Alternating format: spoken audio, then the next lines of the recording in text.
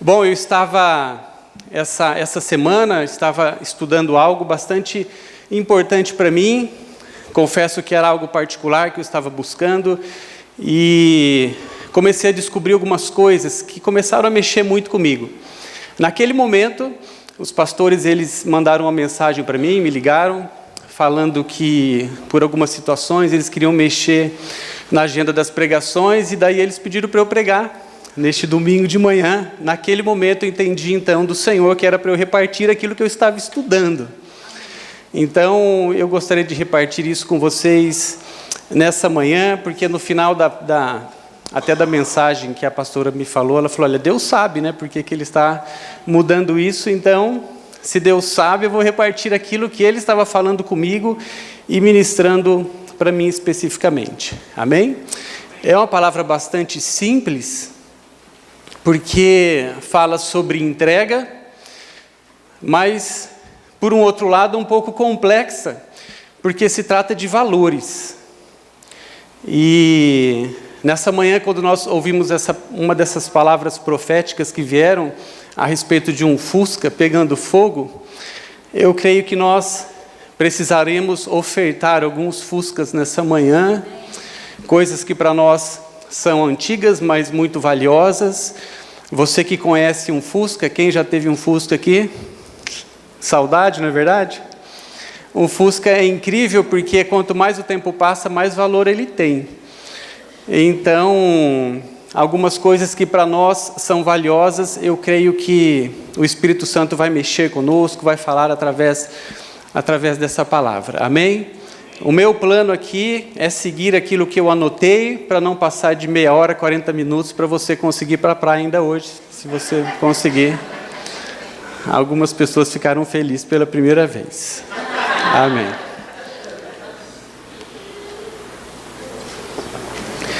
Bom, então o tema dessa palavra, valores. O que são valores? O que estaria por trás da palavra valores? O primeiro exemplo. Você já recebeu uma nota baixa na escola? Talvez na faculdade? Por que um professor te dá nota 5 numa prova? Alternativa A. Agora é você que dá as alternativas para ele, né? Porque esse professor é ruim? Ou porque ele compara a nota que você tirou com um gabarito, com uma prova ideal? 9, ele neste caso, quando nós estamos falando de valor, e nesse exemplo ainda, ele é maior do que 5, do que 4 numa prova. Por quê? Porque este 9, ele está próximo, então, mais próximo deste gabarito, dessa prova ideal. Quando nós entramos num outro exemplo, no exemplo do exército, que é um exemplo que hoje está bonito falar sobre do exército e tal, nós temos no exército alguns valores. E um dos valores principais dentro do exército, você sabe qual é? Disciplina. O Tiago aqui já fez. A disciplina é um dos grandes valores dentro do exército. Lá quando a corneta toca às 5 da manhã, o que acontece? Todo mundo imediatamente levanta da cama, fica em pé, desperta. Por quê? Porque um dos valores daquele lugar, no exército, é a disciplina. Agora eu pergunto para você, o que seria melhor? Acordar às 5 da manhã ou acordar às 11 da manhã? Vamos lá. Às 5 ou às 11 da manhã? O que é melhor? O que seria melhor? Agora, aqui a gente começa a entender um pouco melhor o que significa valores. Se o seu valor é a disciplina, é aproveitar bastante o dia, melhor para você é acordar às 5, às 6. Agora, se o seu valor é o repouso, qual é o melhor horário para você acordar? Às 11, 1 hora que a Duda falou. Depende do valor que nós temos, o valor que nós estabelecemos, ou os valores que nós vamos estabelecendo nas nossas vidas, a resposta ela passa a ser certa ou ela passa a ser errada. As suas respostas, elas vão caminhando junto com os seus valores. As suas respostas, as respostas que você vai dando a todas as coisas que fazem parte da sua vida, elas sempre serão coerentes. Coerentes com aquilo que as pessoas acham? Não. Elas serão coerentes com os teus valores. Os valores que você passa a estabelecer sobre a sua vida. Se de repente você tem alguém, vou dar um exemplo que não sei porquê, né? Não é algo tão familiar, mas de repente você tem um filho na tua casa, ou 3. E você insistentemente tenta tirar os teus filhos logo de manhã da cama. Porque para você existe um valor estabelecido, que é você aproveitar toda aquela luz do dia, o sol, a vitamina D e tudo mais. Mas a resposta, por mais que você tente convencer o teu filho, é uma situação totalmente hipotética. O teu filho não responde da forma que você imagina que ele deveria responder. Por que isso está acontecendo? Porque o valor dele é outro, não é o seu. O valor dele talvez seria aproveitar a vida. Olha que beleza, que baita valor. É um valor aproveitar a vida? Não estou falando dos valores certos ou errados. Estou falando dos valores que nós buscamos e trazemos para as nossas vidas.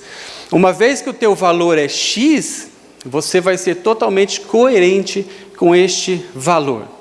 Agora, é difícil você mudar a resposta de alguém quando essa situação ela se repete? Sim. É mais fácil essa pessoa mudar o quê? O seu valor, do que ela mudar a sua resposta. Porque a resposta vai fluir sempre do valor que está estabelecido ou dos valores que estão estabelecidos em nós. Então, nesse caso, o que precisa mudar? São os nossos valores.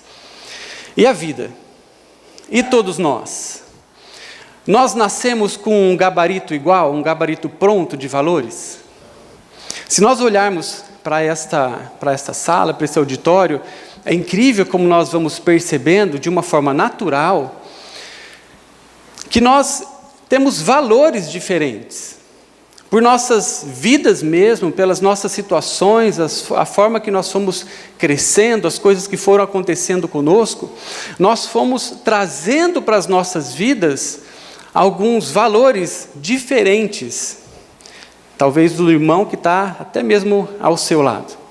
Nós não nascemos com o mesmo gabarito pronto, nós não viemos de fábrica todos iguais, ou melhor, nós não continuamos as nossas vidas a partir do momento que nós temos noção das coisas e passamos a tomar as nossas decisões, nós não temos um gabarito estabelecido que cada um, ele vai lá, saca aquele gabarito e passa a viver e estabelecer a sua vida, os seus valores da mesma forma. Agora, é claro que um assunto tão rico como esse, os maiores filósofos, eles gastaram bastante tempo nessa reflexão, falando sobre valores, falando sobre as certezas, falando sobre as respostas que algumas pessoas davam diferentes umas das outras. E um dos filósofos que eu estava estudando enquanto eu estava vasculhando, né, todas essas questões a respeito de valores, é um filósofo chamado Rousseau. Ele fala e faz uma comparação num texto, numa obra dele que tem o nome Discurso sobre a Origem da Desigualdade. Ele faz a comparação entre um homem e um gato. Alguém aqui tem gato? Para você entender melhor essa história? Um gato, ele usa esse exemplo porque um gato, ele é um ícone, até dentro da filosofia, quando você vai estudar sobre valores. Porque um gato, ele nasce gato e ponto. Gato, ele é gato em qualquer lugar. E o filósofo diz nesse texto dele que gato simplesmente gateia. Ele vive como um gato, ele nasceu para ser um gato, e ele não se comporta diferente de um gato. Você nunca vai se surpreender com o comportamento e os valores que um gato tem para ele. É sempre a mesma coisa. Se você colocar na frente, eu não sei quem tem gato aqui se concorda com este filósofo, se você colocar na frente de um gato, ele morrendo de fome, um pratinho de alpiste, esse gato, por mais fome que ele esteja naquele momento, ele não vai comer alpiste. Por quê? Porque gato não come alpiste. Agora, ele traz essa comparação para o homem, e ele diz o seguinte: nessa situação, um homem com fome, se você colocar como única alternativa para ele matar sua fome um pratinho de alpiste, o que você acha que o homem faz? Ele come alpiste. É claro que ele muda o nome. Ele fala que faz bem à saúde, e coloca um outro nome, como por exemplo, gergelim, grande bico é grande. Mas ele muda até mesmo o nome do alpiste para ele poder comer e ainda ficar feliz. E se a situação apertar, realmente, o homem come até o gato. É verdade. Você sabe que essa é uma característica de países, por exemplo, que passaram por um período de fome. Quando nós estávamos, acho que a última vez, nós estávamos lá na Itália, a gente entrou num supermercado, estávamos fazendo compra e tudo mais, e ali tinha seção de carnes. E daí tinha ali dentre as bandejas de carne, uma que estava escrito felino. Agora, quando você olha felino ali, você imagina, que felino será esse, né? É gato. E daí você conversando com as pessoas, ali tem carne de cavalo, carne de gato. Você conversando ali com as pessoas, isso fez parte de um momento onde o país passou por uma situação muito difícil e eles não acharam uma outra alternativa a não ser quebrar os seus valores. E eles buscarem coisas diferentes porque era necessário. E esse filósofo diz que o homem é assim. Diferente de um animal, diferente de um gato, ele traz outros exemplos, ele fala sobre o pombo, ele fala sobre a tartaruga. Ele fala, por exemplo, que a tartaruga, pelo seu próprio instinto, ela sabe ser tartaruga e sempre vai saber ser tartaruga e nunca vai fazer parte de uma escola de tartarugas. Ela vai nascer pequena e se ela nasce ali na praia, ela já vai na hora sair nadando e ela vai entrar no mar e tchau, tartaruga. Agora o homem, se ele nasce no lugar errado, sem os cuidados, o que acontece? Ele morre. O homem, diferente então desses animais, ele nasce e a partir daí, a gente é claro que entende o porquê, e já eu vou chegar nesse ponto. O homem, ele passa a tomar as suas decisões e ele passa a buscar individualmente os seus valores. Nós vamos aprendendo a viver. Mas quando nós vamos aprendendo a viver, por defesas ou por situações que vão acontecendo neste processo, nós vamos estabelecendo então os nossos valores. Agora o interessante é que ele conclui esse texto, que o gato então, ele vive para ele mesmo. O gato, ele gateia, sempre vai ser gato, e ele sempre vai viver para ele mesmo. Os valores e as importâncias das coisas para um gato sempre serão as mesmas.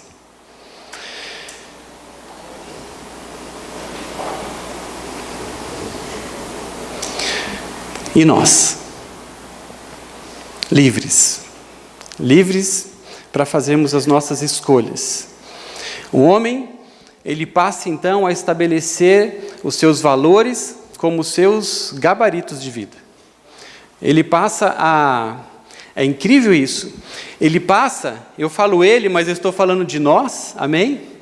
Nós passamos então a estabelecer estes valores nas nossas vidas como gabaritos, e esses valores, eles vão traçando e determinando um caminho que nós andaremos a nossa vida. Nós vamos pavimentando o nosso caminho através dos valores que nós vamos estabelecendo. E é claro, por causa da nossa natureza, aquela natureza inicial que chora quando não tem o que deseja, naturalmente nós vamos estabelecendo os nossos primeiros valores com base no quê? No nosso bem-estar. Os nossos valores iniciais, e eles vão acompanhando a nossa vida, porque nós depois poderemos fazer escolhas ou não, mas se nós não mudarmos esses nossos valores iniciais, nós geralmente teremos valores muito próximos ou focados ou direcionados para nos fazer nos sentir felizes. Esses são os nossos primeiros valores. Agora, se eu te perguntar, a felicidade, ela é um valor? O que você acha? Felicidade é um valor? Sim, felicidade é um valor. Porque se você estabelece na sua vida ser feliz, isto passa a ser um valor para você. E você, então, passa a responder situações que acontecem com você na tua vida, em todos os momentos, para você ser coerente com este valor que você estabeleceu, a felicidade. Se o teu valor é a felicidade, se o teu valor principal, um dos valores que compõem a sua vida é a felicidade, você vai responder sim ou não, sempre pensando no quê? No seu bem-estar e na sua felicidade. Tudo que você passa a fazer diz respeito à sua felicidade, uma vez que esse valor ele está estabelecido na sua vida. Eu vou ser feliz. Então as coisas precisarão obedecer de alguma forma este valor, serem coerentes com este valor. E as minhas respostas serão coerentes com a felicidade.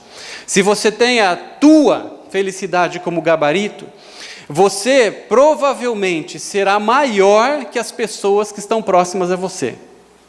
Por quê? Porque o valor, ou um dos valores principais para você é a felicidade. Então você passa a ser o centro, não é verdade?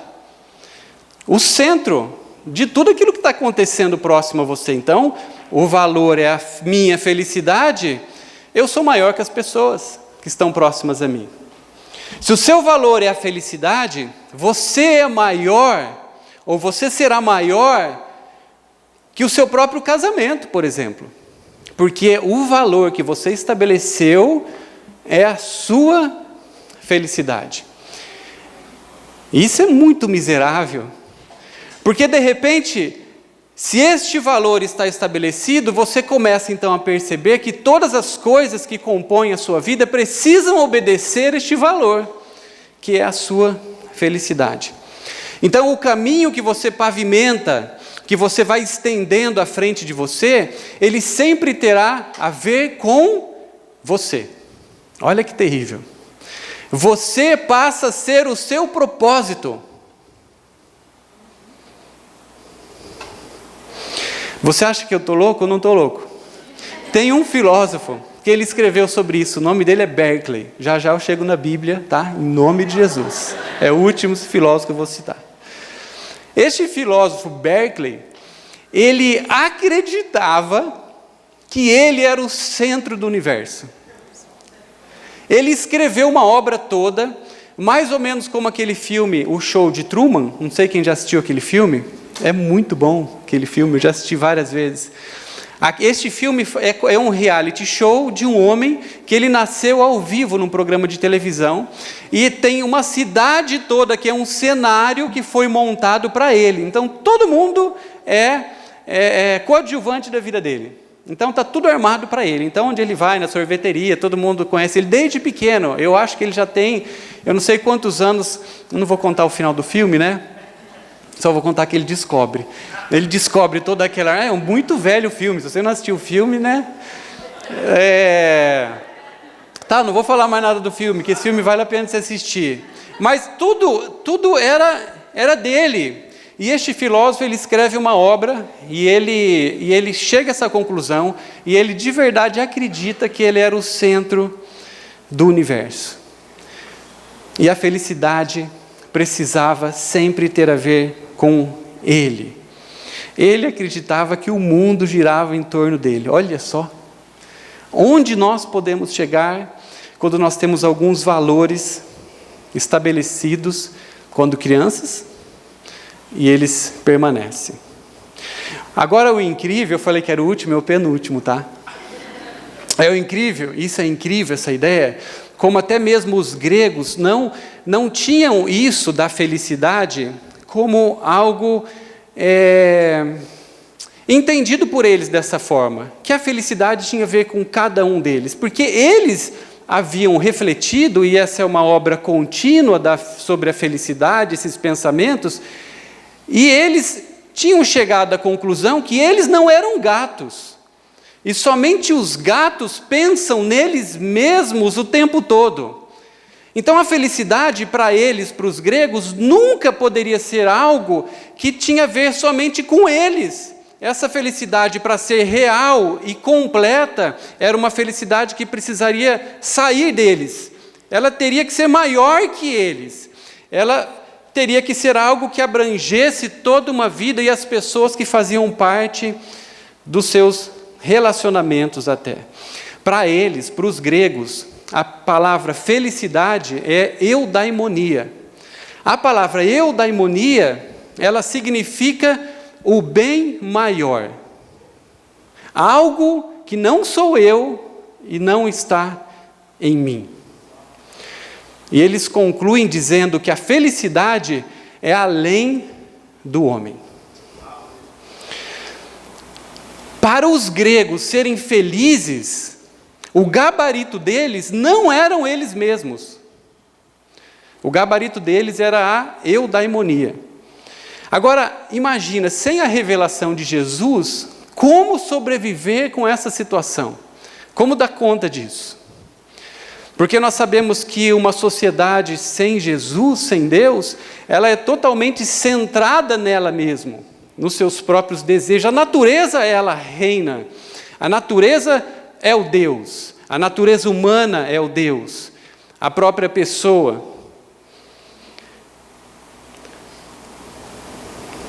E algumas frases que eles até diziam nos seus debates a respeito da felicidade, e uma delas é a seguinte: porque a felicidade centrada no homem, nele mesmo, ela se tornaria sempre um meio sem finalidade. A felicidade centrada no homem, ela seria um trampolim para o nada. Eles entendiam que a vida, então, precisaria ter um propósito, e que este propósito nunca poderia ser voltado para eles mesmos. Agora, olha só que interessante. O momento de glória, no auge de um pensamento filosófico, ele se resume a uma palavra que se chama aporia. O que é a palavra aporia? A palavra aporia era mais ou menos quando, neste momento, eles chegavam à conclusão que, para serem felizes, eles não poderiam olhar para eles mesmos, mas eles entendiam que eles não tinham como entender isso de outra forma, pelo pensamento, pela ciência, pelo conhecimento que eles tinham, que era muito profundo a respeito do homem, comportamento do homem, enfim. Então, quando eles não tinham uma resposta, eles gritavam: aporia! Não entendo isso. E para eles era uma glória. Um filósofo chegava à aporia, ele estava falando que ele pensou tão profundamente que ele não encontrou mais resposta, ele esgotou o assunto. Uma aporia para eles famosa é a aporia de Aristóteles, quando ele pensou sobre o tempo. Ele falava o seguinte, debatendo sobre o tempo, ele é feito de passado, presente e futuro. Até aí a gente está igual a ele, né? A gente entende isso. Só que ele disse o seguinte nas suas discussões ali, que o tempo ele era feito de instantes. E ele chega à conclusão que um instante, ele matava o outro instante. Ou seja, isso que nós estamos vivendo aqui agora é um instante. Ei, acabou, passou o instante. Aquele instante virou passado. Agora é o instante que está valendo. Mas se esse instante matou outro instante, não existe passado. Ah, aporia! Não entendo. Eles chegavam a essas discussões e eles chegavam ao ponto que para eles era muito difícil ter um entendimento real sobre coisas que estavam escondidas. Agora, imagina, e eu trouxe isso para vocês, para nós chegarmos em Jesus se apresentando para este povo. Imagina que coisa mais linda Jesus se revelando para os gregos. Um povo que tinha a sua estrada, o seu caminho, pavimentada sobre valores totalmente humanos, mas eles também sabiam que precisaria existir algo que estava além do entendimento deles. E é lindo quando nós encontramos a Jesus. E nós nos deparamos com Ele, e Ele olha para nós, e nós apresentamos a Ele os nossos valores. Os valores que nós trouxemos até o momento que nós encontramos com Jesus nas nossas vidas. Porque quando nós olhamos para Jesus, nós passamos a conhecer quais são os valores dele.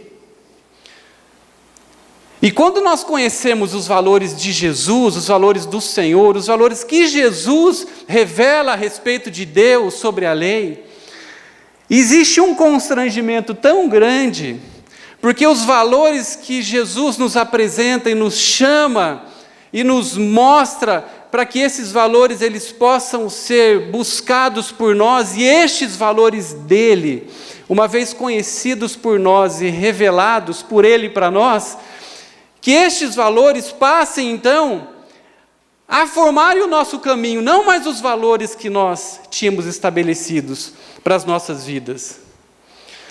Quando perguntam para Jesus, e este era um mestre da lei, pergunta para Jesus qual é o maior valor do reino. Você lembra desse texto? Um doutor da lei pergunta para Jesus, qual é o maior valor do reino de Deus? E Jesus responde para ele. Se quiser anotar, eu não vou ficar neste texto. Está em Mateus 22, 36. Tudo, Jesus responde, todos os valores do reino, eles se resumem em um. Na verdade, um que são dois. O texto diz assim, vou ler rapidinho. Mestre, qual é o maior mandamento da lei? Pergunta de um doutor da lei. Responde Jesus, ame o Senhor, o seu Deus de todo o seu coração, de toda a sua alma, de todo o seu entendimento. Este é o primeiro e maior mandamento. E o segundo é semelhante a ele, ame o seu próximo como a si mesmo. Destes dois mandamentos dependem toda a lei e os profetas. É incrível como Jesus, nessa hora, eles conhecendo toda a lei, Jesus apresenta para eles de uma forma resumida o maior valor para ele e para o Pai, que é o amor. Agora, quando Jesus mostra para eles, e quando Jesus mostra para nós, e revela para nós que o valor maior dele é o amor, ele desmonta um dos valores principais nosso, quando nós não o conhecemos ainda de fato. Que esse valor permeava este meio, e permeava até mesmo estes que eram obedientes à lei. Ele desmonta o valor do merecimento, quando ele estabelece o valor principal do reino, que é o amor. Jesus revela o seu amor, revela a sua graça, revela a sua misericórdia, e passamos a ficar constrangidos, porque nós passamos então a entender que ele se move por amor. Ele olha para nós sempre por amor. Ele enxerga as nossas vidas sempre por amor. Agora, a religião tinha ensinado até então que as pessoas elas precisavam ser vistas através do quê? De um outro valor, que para eles era o valor que haviam entendido muitos deles, que era o merecimento. Agora, é por isso que o amor de Deus por nós, ele não muda, ele nunca vai mudar. É por isso que o amor de Deus por nós é reto, ele é constante. Quando nós fazemos ou não alguma coisa, merecendo ou não, O amor de Deus pelas nossas vidas, ele é constante. E Jesus revela isso ali no meio dos gregos, no meio daqueles que conheciam já a lei, que eram doutores da lei. Tem a revelação que o amor, ele supera todas as coisas. O olhar de Jesus, o amor do Pai. Salmos 37:5, anota esse texto. O salmista diz: entrega o teu caminho ao Senhor, o caminho, a forma que você fazendo as coisas, determinando o teu percurso, o teu caminho, entrega ao Senhor, confia nele, e ele tudo fará. Efésios 1, anota esse texto que é um texto importante, Efésios 1, capítulo 11, versículo 11 e 12, diz assim: nele fomos também escolhidos, tendo sido predestinados conforme o plano daquele que cria absolutamente tudo de acordo com o propósito da sua vontade, os seus valores, com o objetivo de que nós, os que primeiro esperamos em Cristo, sejamos para o louvor da sua glória. Um livro conhecido da maioria de nós, Uma Vida com um Propósito, o autor ele diz: concentrar-nos em nós mesmos jamais desvendará o propósito das nossas vidas.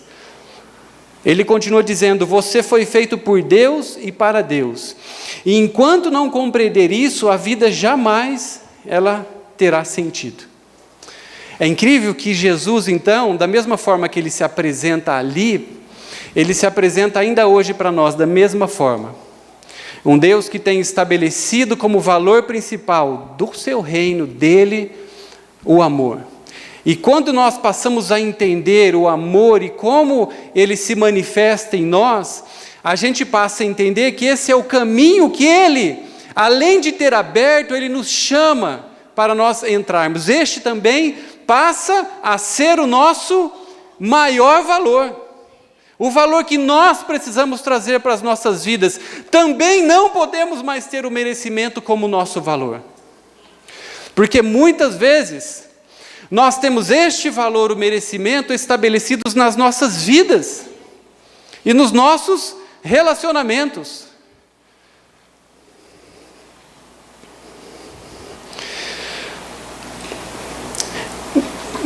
Eu vou resgatar com vocês agora o valor felicidade convertido, tá?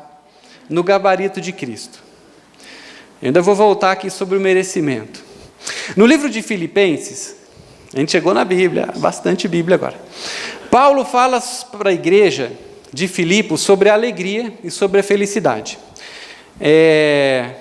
Livro de Filipenses, os 4 capítulos podem ficar abertos. Paulo fala 19 vezes para essa igreja a respeito da felicidade, a respeito da alegria, que existiu uma palavra da parte do Senhor para nós nessa manhã. Paulo, quando escreve sobre a alegria e sobre a felicidade para essa igreja, ele estava preso em Roma. Paulo estava o quê? Aguardando na prisão o seu julgamento. Ele não havia sido julgado ainda e ele poderia ser liberado ou ele poderia ser decapitado. Normalmente não é a nossa resposta quando nós estamos passando por situações difíceis, não é verdade? Será que a gente consegue encontrar a felicidade passando por momentos difíceis? Será que a alegria, ela se manifesta nas nossas vidas, como a gente enxerga no livro inteiro de Filipenses, no pior, ou talvez um dos piores momentos da vida de Paulo, ele ensinando sobre felicidade, e é claro que ele estava ensinando não da boca para fora, mas com verdade, porque é muito mais comum, presta atenção nisso, estou falando coisas que Deus falou comigo, tá? O Espírito Santo falou mais ou menos assim para mim, você presta atenção. É muito mais comum os nossos valores mudarem quando a situação aperta para nós, quando as coisas começam a ficar difíceis. Os nossos valores, eles vão meio que indo de lado, sabe? Eles vão meio que escapando, porque aquele valor é muito difícil de sustentar em algumas situações. E você acaba estabelecendo outros. quando a situação aperta e quando as coisas não vão bem. Por exemplo, se você tem estabelecido pela fé na sua vida o valor confiança. Confiança, estabelecido, valor que eu aprendi na palavra de Deus, pela fé, Hebreus capítulo 11. Não vivo pela vista, vivo pela fé. As coisas ainda não existem, mas eu creio. Esse é um valor que eu estabeleci sobre a minha vida. Mas quando as coisas apertam, quando as coisas passam a não mais corresponder, não com aquilo que é verdade de Deus para a tua vida, mas não corresponde com o teu entendimento sobre o porquê aquela situação está acontecendo. Quando de repente você perde a tua renda, quando o milagre não chega, quando você ou alguém da sua família, por exemplo, passa por uma tragédia, adoece, e quando você se decepciona, normalmente, nesses momentos, o valor estabelecido, confiança, ele muda para a confiança em você. Porque não valeu, não deu certo. E olha só, uma vez que você muda o teu valor, no momento de dificuldade, um valor que precisaria te sustentar naquela hora, você está qualificando aquele valor por merecimento, não por amor, não pela graça. Porque aquela situação, ou de repente até mesmo Deus, não merece mais a minha fé, porque Ele não foi fiel. Ele não agiu da forma que eu esperava que Ele agisse naquela situação. A porta não se abriu. E você traz o teu relacionamento por Deus a nível do merecimento. E Jesus revela que no reino de Deus, e o nosso relacionamento com Ele, precisa ser igual ao que Ele faz por nós. Amor, não por merecimento. E muitas vezes nós trocamos isso. Sutil, mas trocamos. Quando nós tiramos a nossa confiança em Deus por situações que não aconteceram, e nós passamos a confiar então em nós mesmos, ou talvez em situações naturais, nós estamos tratando Deus por merecimento. Hoje de manhã, enquanto eu estudava, orava sobre essa palavra, Deus me trouxe muito forte no meu coração, sobre pessoas aqui que estão decepcionadas, e por isso têm mudado seus valores. Situações que não aconteceram, coisas que não foram exatamente da forma que você imaginou que fosse, e valores foram mudados. Isso não acontece só em relação ao nosso relacionamento com Deus, mas é muito comum acontecer também com as pessoas. Porque o valor merecimento da religião, ele faz isso. Quando a resposta e a correspondência acontece, o valor está ali. Mas e quando as pessoas também não merecem? Elas não correspondem. Elas não agem da forma que você gostaria que elas agissem. Elas não te devolvem algo que você deu.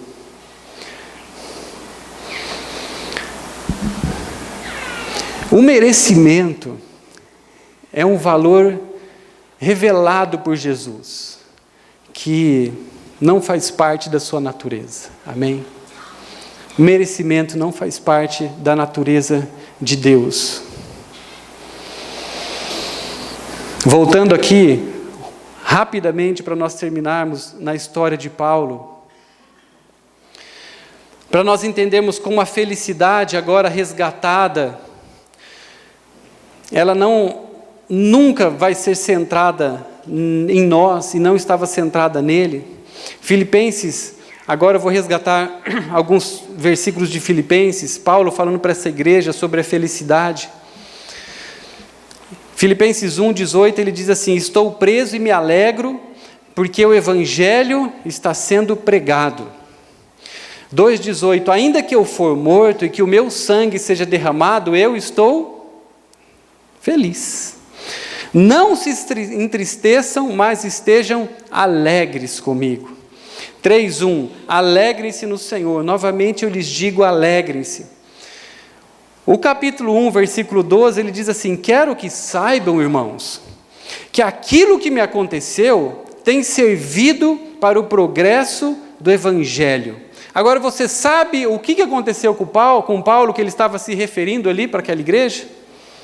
A resposta você encontra, anota para você depois estudar com bastante calma, se você quiser deixar aberto agora para você tentar achar algumas coisas que eu não pesquei desse texto, é 2 Coríntios 11, 24. A partir do versículo 24, Paulo, ele traz uma narrativa sobre coisas que aconteceram com ele, e ele estava fazendo referência ali para a igreja de Filipos. A partir do 24 do capítulo 11, ele diz assim, 5 vezes recebi 39 açoites. 5 vezes mais fui açoitado. 3 vezes eu fui golpeado com varas. 1 vez eu fui apedrejado. 3 vezes eu sofri naufrágio. Ele viajou 3 vezes de navio. Sofreu 3 naufrágios. Fica a dica, né? Se encontrar Paulo por aí num navio, sai fora. Passei uma noite e um dia no mar como náufrago. Enfrentei perigos de assaltantes, enfrentei perigos com compatriotas, na cidade, no deserto, no mar. Eu, Paulo, passei fome e sede. Essa é uma lista de um homem que escreve uma carta sobre felicidade. Paulo não estava ensinando que para você ser feliz, você precisa apanhar. Ok? Não estou ensinando isso também. Mas o que ele está ensinando com isso? Que as circunstâncias não podem mudar um valor. As circunstâncias que aconteceram com ele não tirou dele a alegria e a felicidade. E é isso que muitas vezes a gente não entende quando Paulo fala isso para a igreja, a respeito de aprender a ser feliz acima das circunstâncias e daquilo que acontecem com ele. Agora, este valor faz parte do amor de Jesus. A felicidade dele, a alegria revelada por ele precisa ser um dos nossos valores principais. Uma vez que estes valores de fato estão estabelecidos nas nossas vidas, não há situação, não há morte, não há decepção, não há problema que altere os valores que você estabeleceu em Cristo Jesus sobre a tua vida. Porque ele conseguiu estar feliz acima das suas circunstâncias. Ele tinha todos os seus valores em Cristo. Jesus, fazer a vontade do Pai, era o gabarito de Paulo. Esse era o seu caminho. E ele conclui, 4, versículo 7. E a paz de Deus, que excede todo entendimento, guardará os vossos corações e os vossos pensamentos em Cristo Jesus. Paulo chega na revelação da palavra original felicidade, eudaimonia, é algo superior. Nunca vai ter a ver comigo, nunca vai haver comigo. Não